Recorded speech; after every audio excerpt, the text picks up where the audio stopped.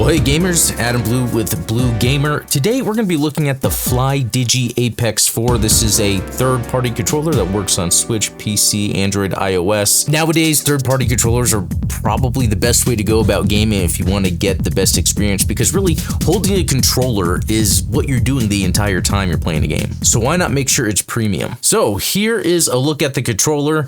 Already you can tell just by looking at it, I mean at least I can, that it looks awesome. Like we have the LED lights, we have the transparency, the translucent kind of outer shell here, and we'll get to that. The triggers look awesome, but I'll have to let you know how it feels, because that's another major aspect of this controller, because being at the price that it is, you gotta think, is this going to be a premium controller? Is it gonna live up to the expectations of like the Xbox Pro controller or something like Scuff? And in my opinion, they do. This is the Vader 3 Pro. It's like a lesser version of the Apex 4, but I loved this. I made this my primary controller when I got it. The main thing being like the mechanical keys. The D-pad is amazing. Also just the feel of it in general, and then having the trigger stops. Just everything about it made it feel like the perfect controller. So now with the Apex 4, we have something that's a lot more expensive, but there's a lot more to it.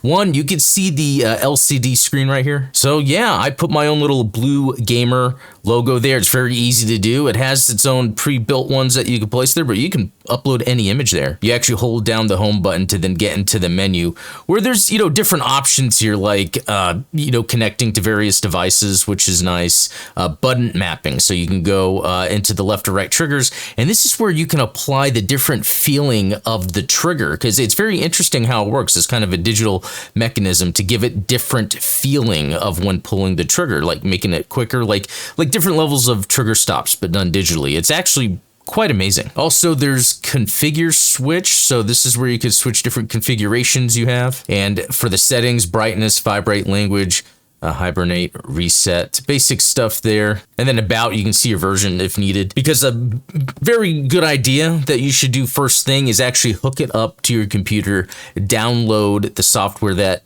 I think you'll have to search Flydigi for that on their website, because plugging it in, you can update the firmware, and it also allows you to like update or upgrade the LCD with the customized picture you put on.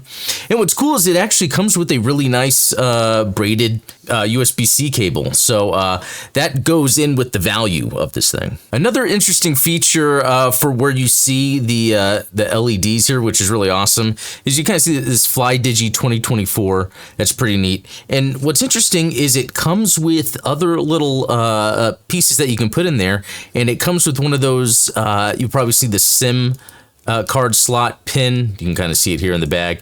You can use that to kind of scratch a design that you would want on there that you can put here and replace it. That's a really cool idea. I just don't want to do it by hand because I don't want to mess it up. So I'm going to see about maybe like getting a stencil, printing something out that I can then go and trace over. And I'd love to, yeah, customize it even more, because just for the fact that I can get my little channel logo on here is pretty neat. Being able to add something here too to customize it. Although, I mean, I think it's cool with Flydigi on there because I am super impressed with this controller anyway. Okay, another neat thing is there's an on and off switch, which is super helpful if there's something you need to do like we're actually about to. I'm gonna show off another element. Taking off this top shelf first, you do have to take out the sticks, and putting them back on is pretty easy. And then also the D-pad. This one's a little tougher, but the way it's set up here, you can see that there's only really one way to get it back in. And so it looks like that there. Taking off the shell is actually pretty easy. It seems to use magnets, and when it's on, it looks completely solid. It doesn't look like something could come apart. But what's interesting when you take it all apart is over here on the side, and it uses magnets, is a little key, and this is for tightening or loosening the analog sticks. I messed with it a little bit. Didn't notice too much of a difference, although I don't know if that just has to do with me adjusting to these things quickly, although, you know, use of different analog sticks, like across the different devices and controllers, analog sticks feel different for me.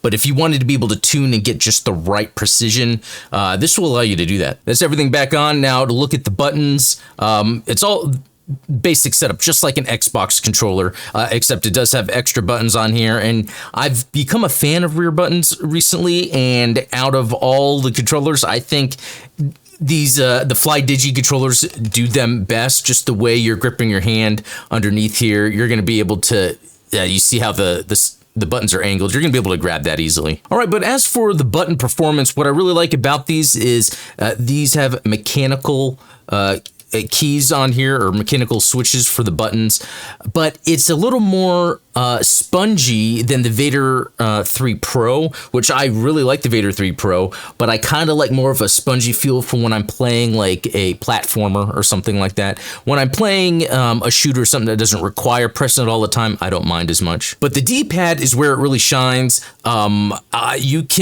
think this is the best for fighters, and that's the same with the Vader 3 Pro. Now with the Apex 4, I think the Flydigi D-pads are just excellent. It's mechanical. And I don't know if you can hear that with the Vader 3 Pro. You can kind of hear that there. It's to describe it, it's like I can hear each, the down diagonal as I'm pressing into them, and I can feel them. This really helps for pulling off moves in fighting games. All right, I've been testing with the SVC Chaos, so I kind of want to show you guys. All right, so this game does require pulling off a lot of different moves with quarter circles, and let's see if I can remember what some of his moves are. Okay, there we go. So that's down, back, forward. Let's see, if I can get it again. Yeah, see, on demand, I can pretty much, okay, didn't there. There we go. If I'm, didn't do it there. If I'm right on it, and I don't know if, again, it's probably hard to hear the clicks, but each direction on the D-pad, I can hear it and feel it. So it allows me to build up that muscle memory a little better, to be able to pull off the moves I want to be able to pull off. Again, I'm not some amazing gamer, fighting game player. I love fighting games. Maybe that helps, but using these Flydigi D-pads are just perfect for pulling off these moves. Battery life on this thing is probably pretty good, but I use the dock. It's sold separately, but I also have the black one for the Vader Pro 3. They're about $30, $35. I think it's worth it, though, because you can actually plug the wireless receiver, and I have actually better, and I don't know if it's because this provides some power, but I kind of get better connection when I use this as opposed to plugging this straight into like a USB hub, which that could have been my issue initially, but this seems to work better. But what's interesting is, you could place the controller on here on the dock, and it pretty much shuts it off, and it just puts it in charging mode. And because the controller is still in the on position, but when I take it up off there, it turns on, has my logo and everything. It's just that little bit of personalization that really makes me love this controller. And another big deal for me is these grips on the back, the rubber grips, and how they wrap around. Like, this just gives it that extra grip you need on top of the smoothness of the plastic to make this just feel really solid. And while the Vader Pro 3 feels really solid, it's just all plastic, and that's okay because it actually feels really good and feels really solid. But this, because of the price you're paying, has more of that premium feel. And with that special edition Xbox controller that cost a bit more, it did have grips, but it's only on one part and not the full thing like it is here. All the way up to the triggers. Anyway, so that's my little review and impressions of the Flydigi Apex 4. It's about $160, but I think it's worth it because it has the same, if not more, features than you get out of Pro controllers that already exist out there. But it feels great in the hands, has the perfect rubber grips, has the on-off, and has an LCD screen here with a menu you can easily access to change settings with button configurations, different profiles, different hardware you're using it on, and the D-pad. The D-pad is amazing. If you saw when I was playing a fighting game, a 2D fighting game, how easy I can just pull off the moves with no issue. So anyway, there you go. I'll have a link in the description for you can pick this up. And if you have any questions about any controller stuff with this, any other controllers, just let me know below. Anyway, we'll talk later.